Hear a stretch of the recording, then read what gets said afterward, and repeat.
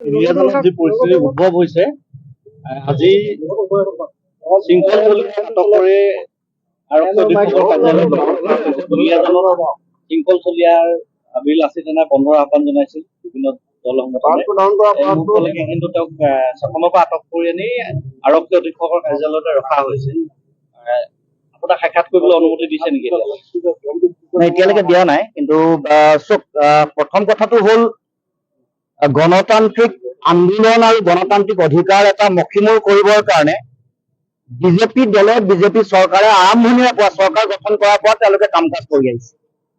জনগণৰ গণতান্ত্ৰিক কণ্ঠক মষিমূৰ কৰিবৰ কাৰণে বিভিন্ন সময়ত বিভিন্ন কূট কৌশল ৰচনা কৰা আমি দেখিবলৈ পাইছো। আৰু শেহতীয়াকে দুলীয়াজানত হোৱা যি ঘটনা, এই ঘটনাৰ পাছত আজি গণতান্ত্ৰিকভাৱে এটা আন্দোলনৰ কাৰ্যসূচী গ্ৰহণ কৰা হৈছিল, অসম বন্ধৰ কাৰ্যসূচী। সেই কাৰ্যসূচীত অংশগ্ৰহণ কৰা বিভিন্ন সংগ্ৰামী নেতা, বিশেষকে বীৰ লাচিত সেনাৰ নেতা শৃংখল চলিয়াকে প্ৰমুখ কৰি বিভিন্ন নেতাক কৰায়ত্ব কৰা হৈছে। বিভিন্ন অঞ্চলত কেৱল মাত্ৰ দুলীয়াজানতে নহয়, অসমৰ বিভিন্ন প্ৰান্তৰ পৰা আহি থকা বিভিন্ন নেতা কৰ্মকৰ্তাক এনেকৈ কৰায়ত্ব কৰি চৰকাৰে তেওঁলোকৰ স্বৈৰতান্ত্ৰিক যিটো চৰিত্ৰ, গণতান্ত্ৰিক আন্দোলনৰ বিৰোধী যিটো তেওঁলোকৰ চৰিত্ৰ, সেইটো চৰিত্ৰ তেওঁলোকে উদঙাই দেখাইছে। আমি স্পষ্টকে আমি চৰকাৰক ক'ব খোজো যে তেওঁলোকৰ অগণতান্ত্ৰিক ফেচিষ্ট স্বৈৰতান্ত্ৰিক যি মানসিকতা আছে, এইটো বন্ধ হ'ব লাগিব। আৰু অতি সোনকালে আমি শৃংখল চলিহাক আমি মুকলি কৰি দিবৰ কাৰণে আহ্বান জনাইছো। তাৰ লগে লগে শৃংখল চলিহাৰ উপৰিও যিসকল আমাৰ যিসকল কৰ্মকৰ্তা, যিসকল নেতা, যিসকলক ইতিমধ্যে কৰায়ত্ব কৰিছে, সকলোকে মুকলি কৰি দিবৰ কাৰণে আমি দাবী উত্থাপন কৰিছো। ভূমিপুত্ৰ মানুহৰ অধিকাৰ, মাটি ভেটিৰ ৰক্ষা, ভাষা কৃষ্টি সংস্কৃতি ৰক্ষাৰ কাৰণে আমি আৰম্ভণিৰে পৰা দীৰ্ঘদিন ধৰি আমি সংগ্ৰাম অব্যাহত ৰাখিছো। আৰু সেইকাৰণে অসম চুক্তিৰ 6 নম্বৰ দফাৰ আধাৰত আমি যি প্ৰতিবেদন প্ৰস্তুত কৰিছিলো, সেই প্ৰতিবেদনত ৰাজনৈতিক অধিকাৰ সুৰক্ষিত কৰা, মাটি ভেটি ৰক্ষা কৰা, সম্পদৰ ওপৰত অধিকাৰ ৰক্ষা কৰা, থলুৱা ব্যৱসায় বাণিজ্য সকলো ৰক্ষা কৰাৰ কাৰণে সুৰক্ষিত ভৱিষ্যতৰ কাৰণে তাত বিধি আছে। কিন্তু আমি দেখিছো যে কেন্দ্ৰীয় চৰকাৰে বা ৰাজ্য চৰকাৰে এই প্ৰতিবেদনখন কাৰ্যকৰী কৰিবৰ কাৰণে ব্যৱস্থা গ্ৰহণ কৰা নাই। গতিকে আজিও আমি পুনৰ ক'ব খুজিছো, আমাৰ অধিকাৰ ৰক্ষা কৰিবৰ কাৰণে বা অসমৰ খিলঞ্জীয়া থলগিৰি ভূমিপুত্ৰ মানুহৰ অধিকাৰ ৰক্ষা কৰিবৰ কাৰণে চৰকাৰে যিটো গণতান্ত্ৰিক আৰু জাতীয় দায়িত্ব আছে, এই দায়িত্ব পালন কৰিবই লাগিব। আৰু এই গোটেই বিষয়টোক লৈ আমি দেখিছো যে চৰকাৰী যন্ত্ৰৰ ফালৰ পৰা, মুখ্যমন্ত্ৰীৰ ফালৰ পৰা এটা ৰাজনৈতিক ষড়যন্ত্ৰ ৰচনা কৰা হৈছে।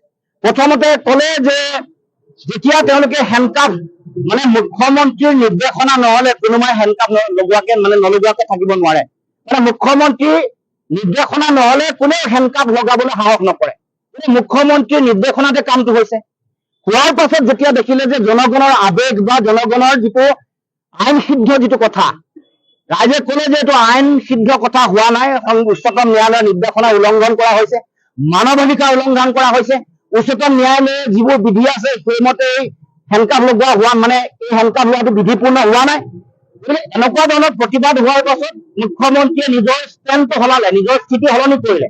তাৰপিছত আকৌ পিছদিনাখন এটা বেলেগ স্থিতি, তেওঁ কৈছে যে 309 ধাৰা থকাৰ কাৰণে, হত্যাৰ অভিযোগৰ কাৰণে এই কথাটো আহিলে। কিন্তু পিছত FIR দেখা গ'ল যে যিগৰাকী ব্যক্তিৰ নাম আহিছে, শংকৰজ্যোতি বৰা, তেওঁৰ নাম নাই, তেওঁৰ নামত তেনেকুৱা ধৰণৰ কোনো ধৰণৰ মানে FIR দিয়া নাই, বা 309 এই ধাৰাটো ইয়াত সংলগ্ন হৈ থকা নাই। এই গোটেই কথা বতৰাবোৰৰ মাজত এটা আমি ৰাজনৈতিক ষড়যন্ত্ৰৰ গুণ পাইছো। আৰু কোনোবা ইয়াৰ পৰা এই গোটেই ঘটনাটোক লৈ ৰাজনৈতিক মুনাফা আদায় কৰিবৰ কাৰণে এফালে মানুহৰ মাজত বিভাজন, মানুহৰ মাজত সংকীৰ্ণতা সৃষ্টি কৰা, আনফালে চৰকাৰে আকৌ খিলঞ্জীয়া মানুহক তেওঁলোকৰ অধিকাৰো তেওঁলোকে নিশ্চিত নকৰে। গতিকে এই দুই ধৰণৰ দুফালে তেওঁলোকৰ লাভ হোৱাৰ খেলটো চৰকাৰে বা মুখ্যমন্ত্ৰীয়ে খেলিব খুজিছে। গতিকে আমি এই গোটেই কথা বতৰাবোৰ অসমৰ ৰাইজে যাতে নিৰ্ভুলভাৱে বিশ্লেষণ কৰে আৰু আমাৰ নিজৰ সুৰক্ষিত ভৱিষ্যতৰ কাৰণে, আমাৰ অধিকাৰ সুৰক্ষিত কৰিবৰ কাৰণে যাতে আমি সকলোৱে আহি থাকিব লগা দিনসমূহত দৃঢ়স্থিতি গ্ৰহণ কৰো। আৰু আমি প্ৰশাসন যন্ত্ৰক আমি ক'ব খোজো যে আইন হাতত তুলি ল'বলৈ চেষ্টা নকৰিব। অসমত কিছুদিনৰ পৰা জংগল ৰাজ সদৃশ পৰিৱেশ এটা সৃষ্টি কৰিবলৈ বিচৰা হৈছে। গতিকে আইনৰ শাসন হ'ব লাগিব, পুলিচ ৰাজ, জংগল ৰাজ এইবোৰ হ'বলৈ দিয়া নহ'ব, এইটো কথা স্পষ্ট।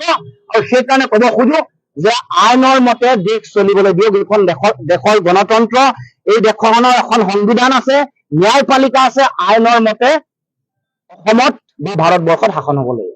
আপুনি আজি এই ইয়াত আমিতো খবৰ ল'বলৈ যাব বিচাৰিছো, পুলিচে বাধা দিছে।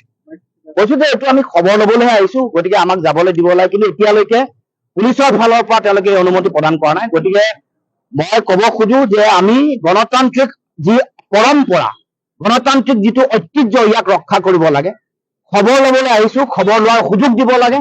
আৰু মই ভিতৰত সোমাই থকা যিসকল পুলিচৰ বিষয়া আছে তেওঁলোকক আহ্বান জনাইছো যে আমাক ভিতৰলৈ যোৱাৰ অনুমতি প্ৰদান কৰিব লাগে। যে আজি এটা নতুন ধৰণৰ ভিডিঅ' আহিছে, নতুন ধৰণৰ ব্যৱসায়িক সংঘাতৰ কথা আহিছে দুটা গ্ৰুপৰ মাজত। গোটেই বিষয়টো এটা নতুন ধৰণৰ মূৰ আকৌ লৈছে। এই গোটেই কথা বতৰাবোৰ গোটেই তন্নতন্নকে পৰীক্ষা নিৰীক্ষা নকৰাকে এটা সুপৰিকল্পিত এটা ৰাজনৈতিক ষড়যন্ত্ৰ, এটা ৰাজনৈতিকভাৱে মুনাফা লোৱাৰ এটা ষড়যন্ত্ৰত লিপ্ত হোৱাৰ আমি এটা উমান পাইছো বা আইডিয়া পাইছো। গতিকে যিসকল ইয়াৰ লগত জড়িত সকলো তদন্ত হ'ব লাগে, তদন্তত যি দোষী শাস্তি প্ৰদান কৰিব লাগে। কোনে এই কথা সংঘটিত হ'ল? মানুহৰ মাজত এনেকুৱা ধৰণৰ সংঘাত সৃষ্টি কৰা কথা, মানুহৰ মাজত এটা গোষ্ঠী সংঘৰ্ষৰ এটা পৰিৱেশ তৈয়াৰ কৰা যিবোৰ কথা বতৰা, এইবোৰ যিসকল দোষী, যিসকলে প্ৰৰোচনা কৰিছে, প্ৰত্যেককে কৰায়ত্ব কৰিব লাগিব, শাস্তি দিব লাগিব।